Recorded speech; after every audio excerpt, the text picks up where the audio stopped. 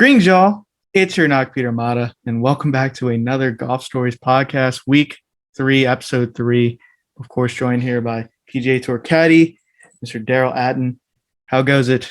Hey, we're going. Hey, we're week 3 at it. It's gone so fast that you know what I mean. Like it has. It's all good though. I know. We're chipping away at it. I mean, we're keeping consistent. I'm glad to be back with you here, dude. Like I said, golf. like they say, or the saying goes, Rome wasn't built in a day. So we're just slowly building it brick by brick. At the end of this year, the Coliseum will be shown.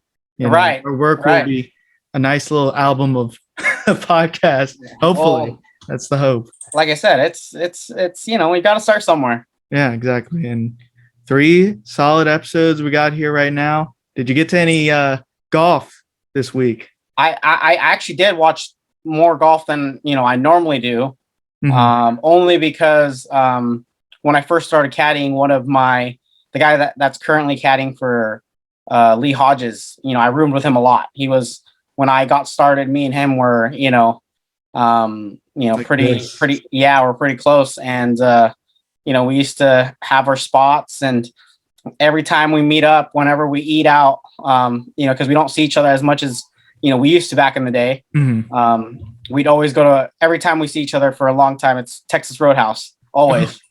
Always go to Texas Roadhouse, always. And that bread, buttery. It's that butter, that bread and that butter, like it's a joke. They should call it Texas, bread house too. I mean, don't leave it. And it's not very common in California, by the way. Really? It's very rare, very rare.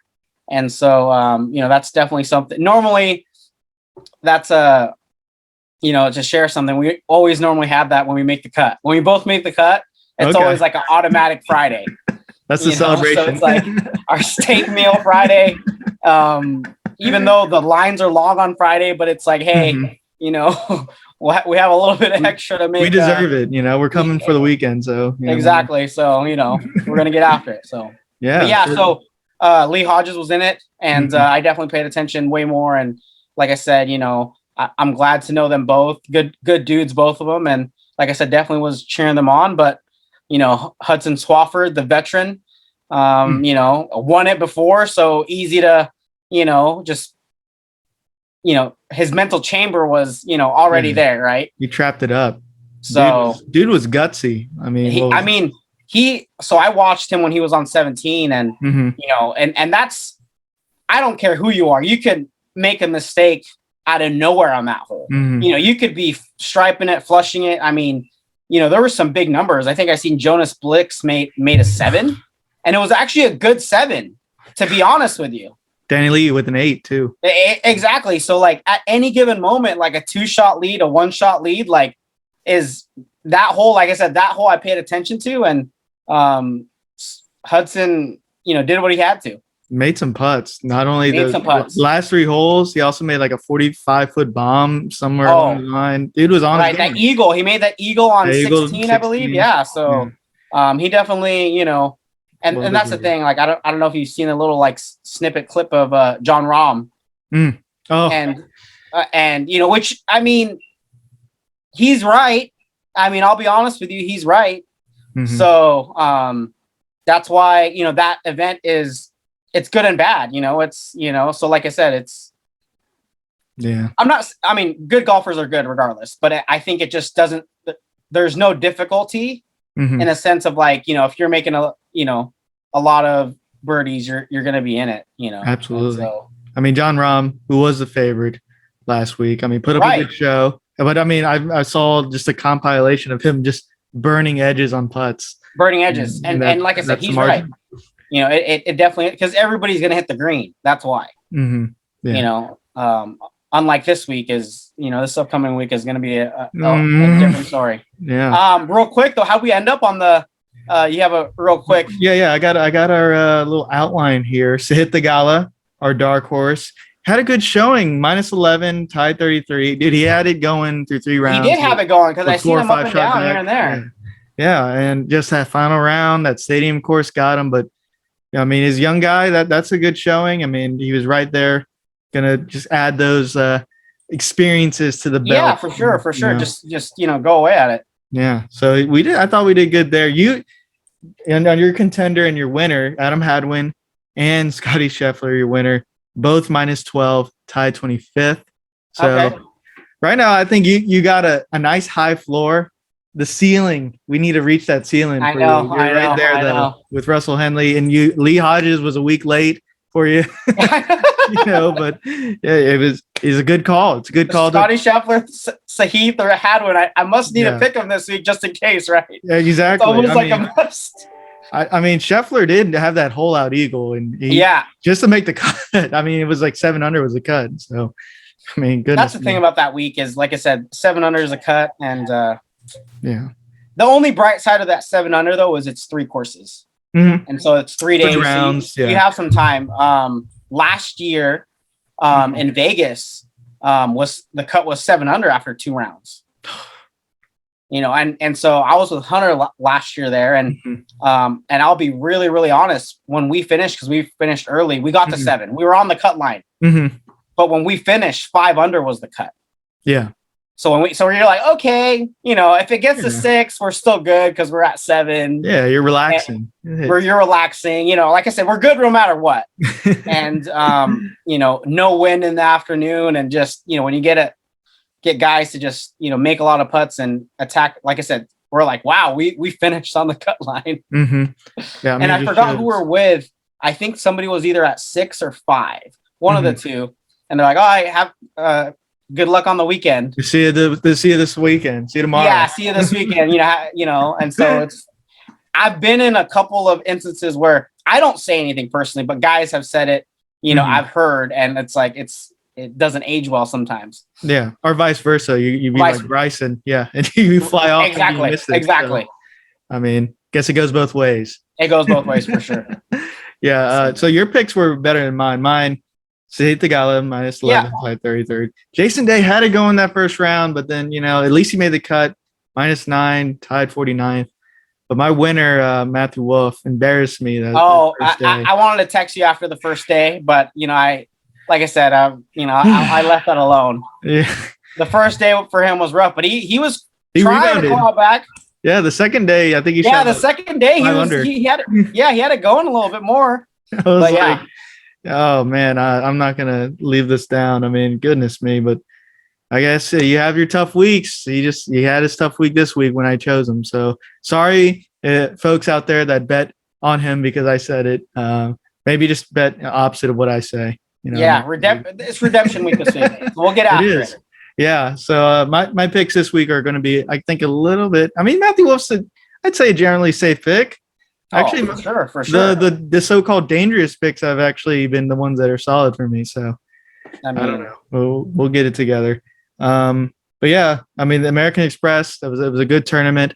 Hudson Swafford just always a solid player, but when he's like in contention for wins, I always notice he's very gutsy. And he is. Grinds it out. So that's something to be admired for sure. I think seeing him over the past couple of years in general, I think just get him in the position somewhere, and he's gonna close. Yeah. 3 wins now. 3 wins. 2 American Express. So he loves that place. So congrats to him. 2-shot win. Minus 23 was the winner again, just like in the Sony. So it's kind of interesting how that works out. Maybe he's feeding off. It could have been 2 straight Georgia Bulldogs. If your boy Henley. I know. But again, that was a good week. Hudson Swafford, congrats. We're going to turn the page now from the American Express to good old Torrey Pines, the Farmers Insurance Open. I know it more. I still call it the Buick Invitational. But, for sure. For sure. It's Torrey Pines week. A public golf course. They play on the north and south course. Typically, the north is a little easier, 7,200. In the south, at the tips, is 7,800. I don't think they play it from there. But Derell, take me through it. What is it like out there in Torrey Pines? What do you need to do to win? So the beauty of this week, I think it's not like last week, where last week I would say everybody can, up and down the field last week. It was harder to pick a winner last week than it is this week, I believe. This week is tall rough. You got to golf your ball, Poana greens. And so the afternoon wave is always going to, struggle a little bit because it gets bumpy. Yeah. Obviously, the earlier you get, obviously the north course is easier, but they've redone it the past couple years. So it's actually leveled out. Again, at the end of the day, you still leave the hardest golf course to south. No ifs, ands, or buts, but you ain't going to north and shooting your little 63, 64 as a cushion. It's still gonna, give its teeth out there. Because you still, like I said, the rough is still tall. That's what I noticed. Yeah. Yeah. So the rough's still tall. So it's not automatic where, some places, even though, you hit it in the rough, it's not high enough that you can still hit the green and have good looks. This week, typically this week, single digits have won this tournament. Obviously, was it the year that Justin Rose won when it was just unreal? He lit it up. I don't know the exact score, but it was way lower than it normally is. So I think it'll kind of stay normal this year. Like if you're around the, I think 7, 8 under, normally top 10s. And so I like events like this where, 10 under, you sign up for it at the beginning of the week. Par is protected. Yes, exactly. Like your efforts are going to be, this is major. Obviously they had it last year. This is major like type of, golf. Like I said, I think this is the hardest, golf course they've played yet all year. So at least it's going to be cool to see, like, it's not going to be a birdie fest. A lot of patience. And, like I said, it's one of my favorite weeks for sure. Yeah, it's going to be good weather. It's I believe in the 60s, light wind, sunny, partly cloudy. So it's going to be fine. It's not going to be a monsoon like that one year. The one year when was game poured on. Right. Who won that week? Was it Snedeker? Snedeker. Snedeker. Yeah. Yeah. So it's gonna be fine this week. Do they normally play it from 7,800? I don't think they do. No. So typically, I'll share a little secret is courses can place like what if it says 7,800, it can play 7,800. It never really does. It's probably going to be like 75. Just 75, Just 75. Yeah. 500 yard par fours, 250. And like I said, me being out there, that's really the difference with the Tour Pros is, they can hit all their clubs. Yeah. For me, I'm a bad 3-wood player. So if I have 3-wood off the deck, like I'm in trouble. So typically, like say if I have a par 5 for my game specifically, if it's 3-wood off the deck, if I'm covering something, I'm hitting something else. No, sir. So I stay away from the 3-wood. But like I said, if I know for sure I'm going to hit 3 at some point, then I'm going to hit the 3-wood because I like to get it down there, get it close. Okay. So, but for the most part, my 4-iron and 5-wood have been a good layup club for me. Indeed. What's your favorite hole out there that if you had to pick one? You know what? I really love 18. 18 is just, it's you hit the fairway, you have a chance. But then at the same time, you have that water and depending where that pin is, you got to be strategic and depending on the moment and the, heat of the moment, like you do you go, do you not go? And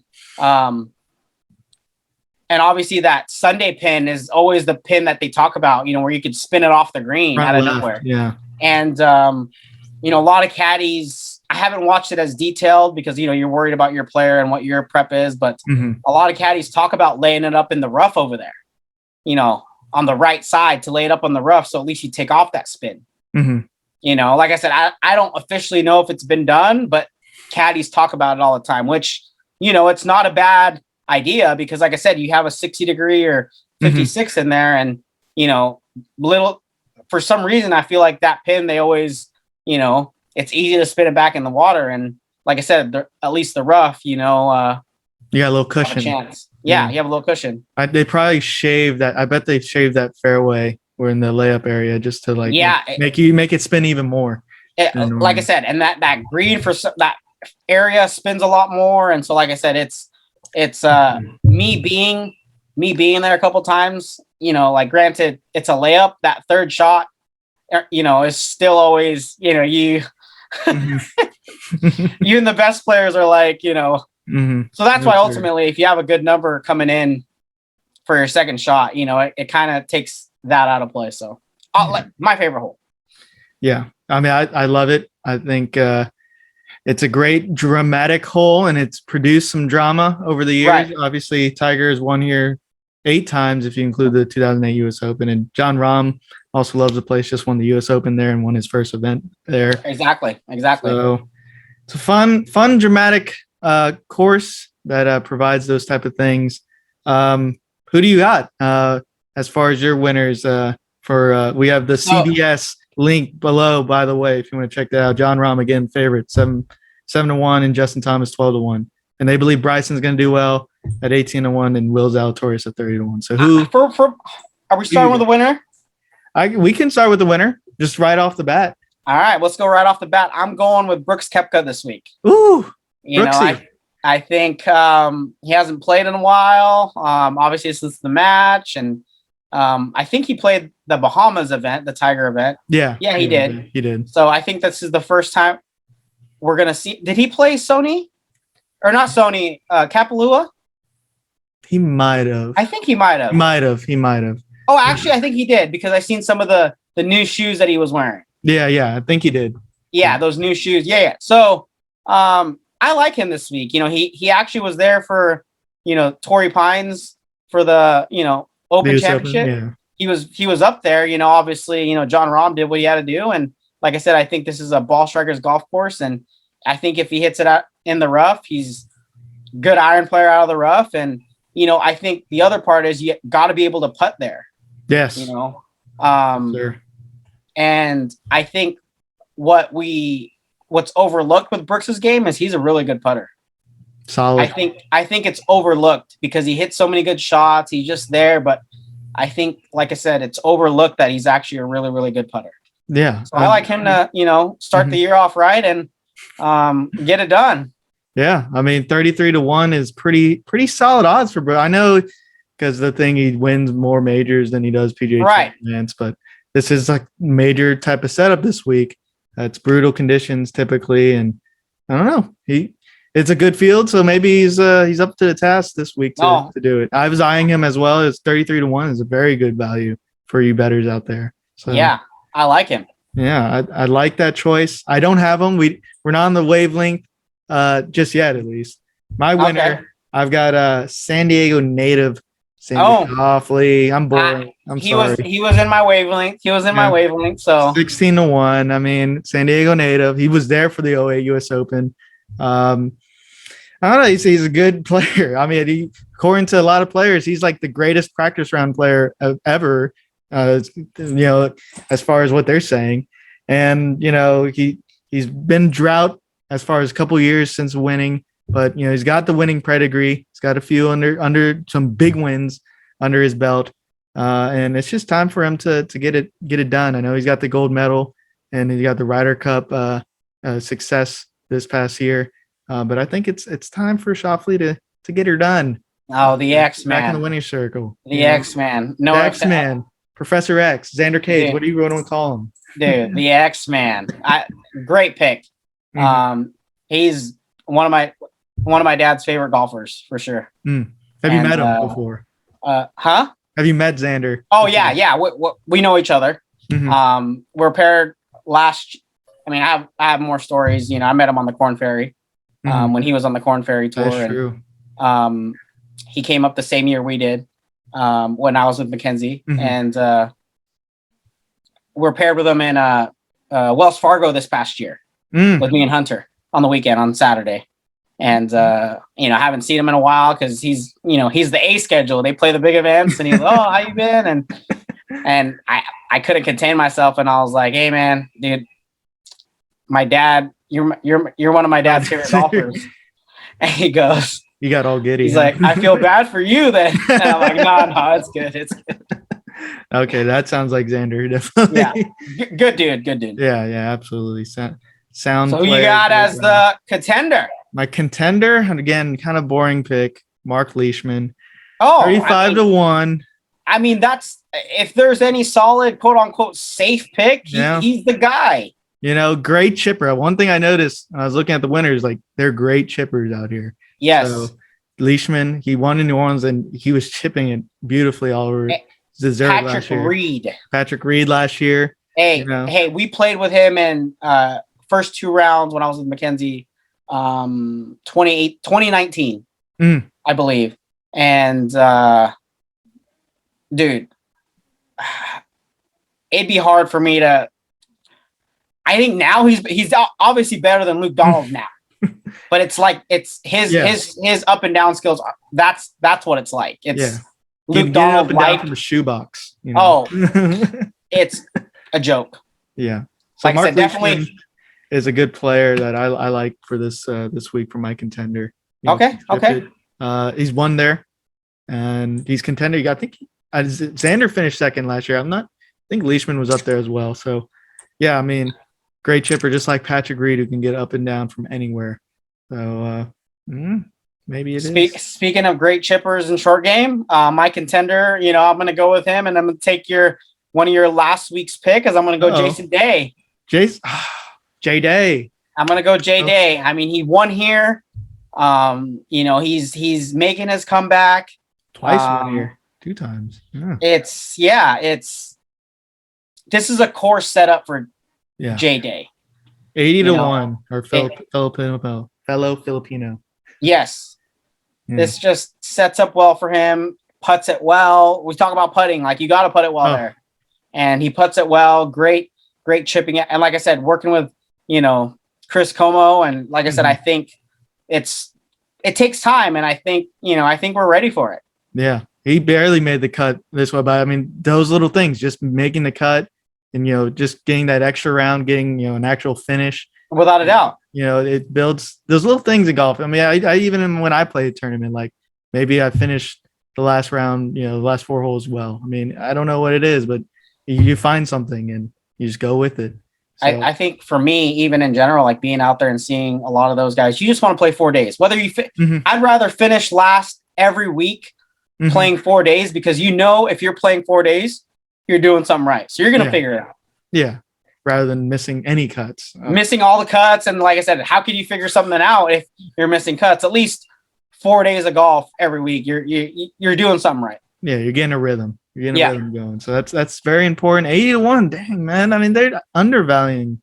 I know he's been hurt the last few years, but come on now. All right, let's go. It's all good. I like the pick, Jason Day. I mean, I was eyeing him as well, but didn't quite want to go with him again.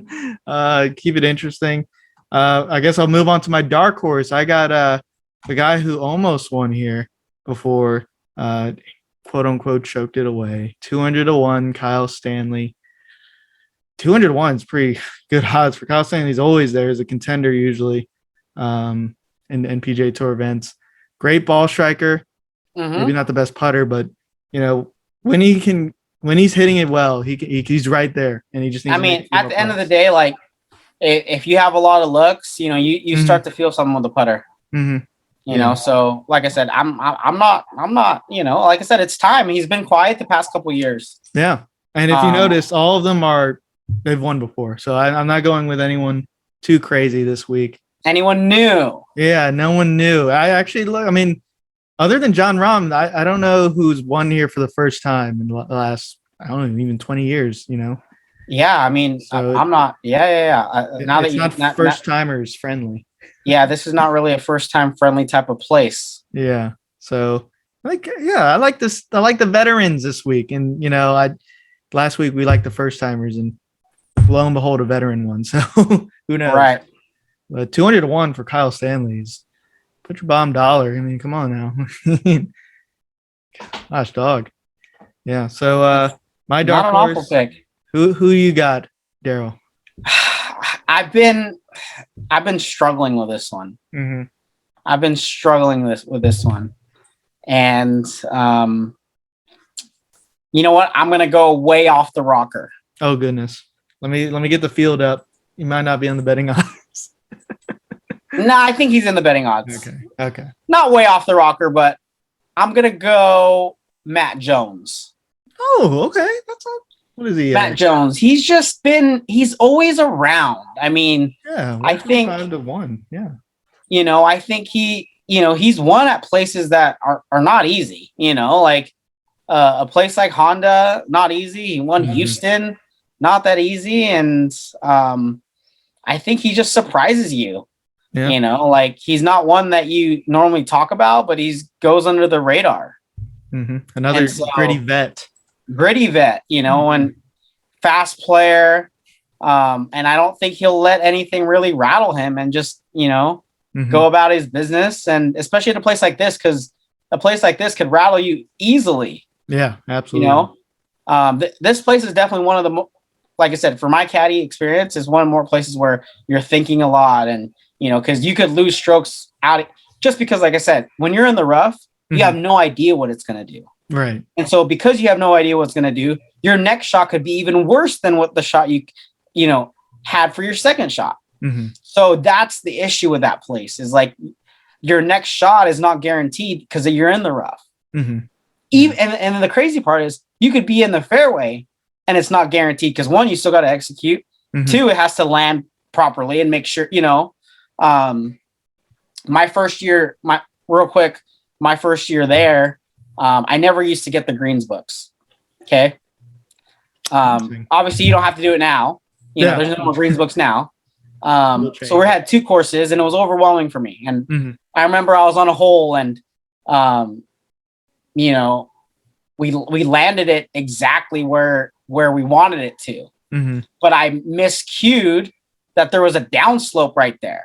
Like I said, you're 36 new holes, quick, weak turnaround.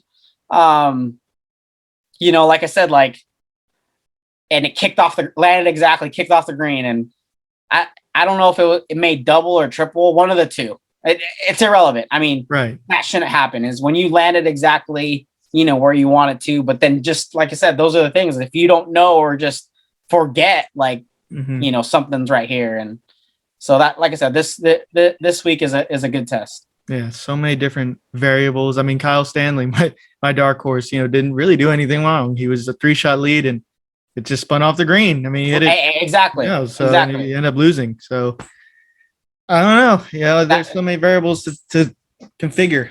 Right. There's potential carnage out there. Yeah. So yeah, it's gonna be a fun week at old Torrey Pines. Torrey Pines, love it. Yes, public golf course. Well, to wrap up, Derell, do you have any, fun specific stories about the tournament or course? I know I think you told me that you played with Tiger. So 2019, we played with Tiger. Exciting. It was my first, obviously when you finish the round, you kind of look at the leaderboards, and I'm not very good at, dictating on who you're like. You obviously see your, the name of your player close to that player, cause you got to count, are they doing 2 sums? Are they doing 3 sums? And so for me, like I said, I wasn't really too worried. Okay, if we get them, we get them. If not, whatever. And obviously, rounds end and we get them. And like I said, for me, it's a kid in a candy store. And just like I said, it was awesome. And so I was looking forward to it the next day. And going into it, I told myself I wasn't going to start any conversations with him. Because like I said, it's a business, and think about how many guys go up to him and ask him stupid stuff or whatever. And at the end of the day, you got to look at it as dude, he's in his office. Right. If you were to look at it in the other light, you just don't go into someone's office and just start asking them, a bunch of questions here and there. I treat it like that. Yeah. And so me going into that day, for myself personally, I was I'll let him, talk to me. And, if he does, he might not even talk to me. And, so we started on 10, we started on the back 9, and the first shot he hits, he drop kicks the 3-wood. Oh gosh. And, right after everybody hit, he starts joking, see guys, that's what happens when you tee off early and get old. And so it was great. He immediately started joking. And so at least that made the mood settle in. And the other thing that he was good about, he told us early that hey, if you guys can putt out first, even if you're away, or closer, do it. Yeah. Because once he's done, everybody moves. So it doesn't matter if somebody else is putting, the whole crowd's moving, and I don't care how much security you have, you ain't stopping 40,000 people, So he's very good about that, which is great because he doesn't have to do that. Right. No, I mean, that's not in his control really, but no, he does his best to control it. Yeah. So he's like, just put out. And so, like I said, that was cool. And Mac played great that day. He went 5 under, on our front side with 1 3-putt.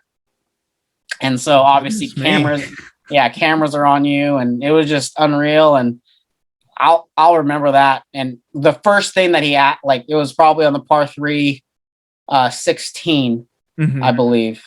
That was our first interaction. Obviously you introduce yourself, right? And it's kind of hard, it's kind of hard. Like you're like, hey, Derell, and you're like, hey, I'm Tiger Woods. No, he just says Tiger. Shake his Tiger, and I'm like, yeah, I know. So just like, go Derell, Tiger. Yeah, and so, but I will remember the first thing he said to me. 16, obviously, you're always gonna remember this. And you walk off after you hit. I get a tap on my shoulder. He taps me with his club, and he goes, "Derell, are you married like Mackenzie? Like, what's your situation like?" And I'm like, "No, I'm single. I'm not ready to quit the game yet." That's exactly what I said, and I forget who I was talking to. And he looks at me and goes, "Dude, you're never home. You're never home. I get it. You're never home." And so, little things like that. So, and then one other thing that stood out, Mac was longer than him all day, right? Like drives, irons were a club longer. I would say though, he was just, finessing a lot of his shots on the par 3s. Like say if we hit 7, he would, basically fit in a 6 and just control it. Punch it or something. I forgot exactly what hole it was. It was on the front side, and like I said, we've been hitting it longer than him all day with driver, and so he hits driver, we hit driver, and he beats it past us. And so he walks by us, and he looks at us and smiles. And so basically thinking hey, you're not longer than me. I just been going at 80% the whole day. I've been chipping it, boys. Yeah, I just been chipping it all day. Relax, you're not longer than me. So that was, like I said, that was awesome. So, and again, all that crowd, me having to be more focused than I normally am, and not try to let it get to me because it's easy to, looking at everybody and whoa. Like I said, it was awesome. One of the most memorable experiences caddying. My friends joke all the time too, because we beat them that day. And so my friends joke is "Oh, you out caddy Joe that day. You out caddy Joe." you got one up on him. So yeah, so dang, dude. So, but like I said, looking forward to this tournament. Like I said, definitely one of my favorites for sure. Yes, indeed. Good old Torrey Pines. Good old Farmers Insurance Open. Good old AKA Buick Invitational. Buick Invitational, man. Tiger stories. We got a Tiger story. I'm sure that I would hope there's more from you. I mean, Derell. Well, I mean, there's probably more, but we'll save it. But those ones stood out. Yeah. No, that was the first one though. The first one to actually. And I will say, even so, my first time there, real quick, 2017 was my first time there. Because all of the Tiger stuff, you go to those spots that he holed out on. Those holes. You go to, while you're doing the practice rounds, you go over there and recreate and imagine, the putt on 18, the putt on what was that? 12 or 13, the par 5, where he does the double, the double, huge bomb from the top of the green. So, like I said, it's love this week. Yeah, absolutely, man. So we'll be wrapping it up now. Looking forward to it. Torrey Pines, if you didn't know, a rare tree that grows in the wild only along this local stretch of the coastline in San Diego County and on the Santa Rosa Island. So there you have it. Looking forward to it. Hope you all enjoyed this episode. Like, subscribe, comment below. Let us know who you think you're going to be a winner. Dark horses, contenders, whatever. Please don't be shy in the comments. Let us know.